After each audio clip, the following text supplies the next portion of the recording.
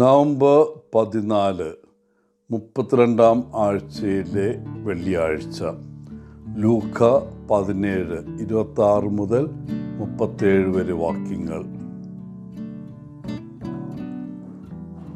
നമുക്ക് ഒരു വെളിപാട് ലഭിക്കുകയാണ്. യേശു രണ്ടാമതും അടുത്ത ഒരു വർഷത്തിനകം വരുമെന്ന്. ഇങ്ങനെ ഒരു അറിവ് ഉണ്ടായാൽ അത് നമ്മുടെ ജീവിതത്തെ എങ്ങനെ ബാധിക്കും? ഇന്നത്തെ സുവിശേഷ വായനയിൽ തൻ്റെ വരവിനായി ഒരുങ്ങുന്നതിനെക്കുറിച്ചുള്ള ശക്തമായ ഓർമ്മപ്പെടുത്തൽ യേശു നമുക്ക് നൽകുന്നു. നോഹയുടെയും ലോത്തിൻ്റെയും കാലത്തെ യേശു നമ്മെ ഓർമ്മിപ്പിക്കുന്നു.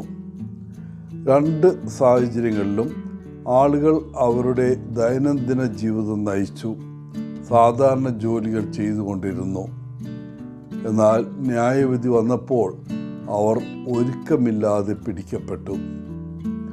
തൻ്റെ വരവ് ഇതുപോലെ ആയിരിക്കുമെന്ന് യേശു മുന്നറിയിപ്പ് നൽകുന്നു. പെട്ടെന്നുള്ളതും അപ്രതീക്ഷിതവുമായിരിക്കും അത്. ഈ സന്ദേശത്തിലൂടെ ലൗകിക കാര്യങ്ങളിൽ മാത്രം മുഴുകാതെ ജാഗ്രതയോടെയും ഒരുക്കത്തോടെയും ഒരുങ്ങിയിരിക്കാൻ അവൻ നമ്മെ ക്ഷണിക്കുന്നു. അന്ന് ആളുകൾ ദൈവത്തിൻ്റെ മുന്നറിയിപ്പ് ശ്രദ്ധിച്ചില്ല.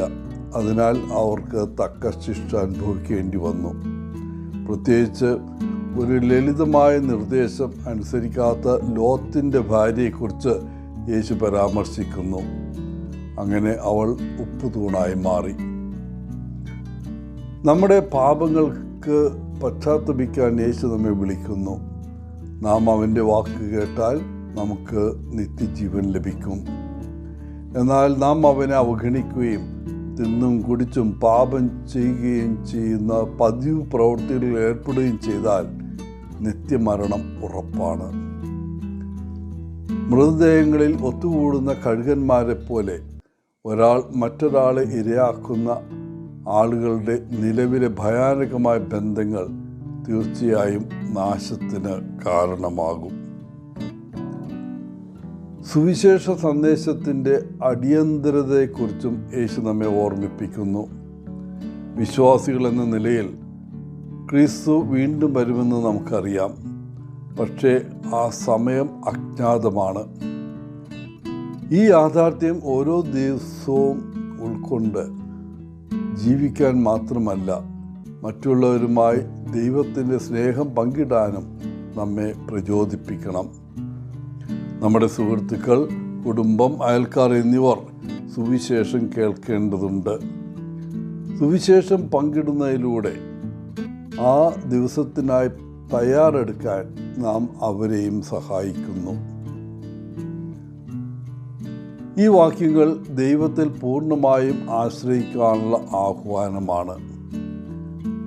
നമ്മുടെ ശ്രദ്ധ ഉത്കണ്ഠകളും വ്യതിചലനങ്ങളും നിറഞ്ഞ ഈ ലോകത്ത് അമിതഭാരമോ അനിശ്ചിതത്വമോ അനുഭവപ്പെടാൻ എളുപ്പമാണ്. എന്നാൽ ദൈവം എല്ലാത്തിൻ്റെയും നിയന്ത്രണം ഏറ്റെടുത്തിരിക്കുന്നെന്ന് നമുക്ക് യേശു ഉറപ്പ് നൽകുന്നു. നമ്മുടെ ജോലി വിശ്വസ്തയോടെ ജീവിക്കുക എന്നതാണ്. ആദ്യം അവൻ്റെ രാജ്യം അന്വേഷിക്കുക, എല്ലാ ദിവസവും അവനോടൊപ്പം നടക്കുക. പ്രിയപ്പെട്ടവരെ, യേശുവിൻ്റെ വരവിനായി ഒരുങ്ങുക എന്നതിനർത്ഥം നമ്മുടെ ജീവിതത്തെ അവൻ്റെ ഇഷ്ടവുമായി പൊരുത്തപ്പെടുത്തുക എന്നാണ്. നമ്മുടെ യഥാർത്ഥ സുരക്ഷയും പ്രത്യാശയും അവനിൽ ഉണ്ടെന്ന് അറിയുക. എല്ലാവർക്കും നല്ലൊരു ദിനം ആശംസിച്ചുകൊണ്ട് ഒത്തിരി സ്നേഹത്തോടെ പോളച്ചൻ CSSR ഫ്രം കേരള.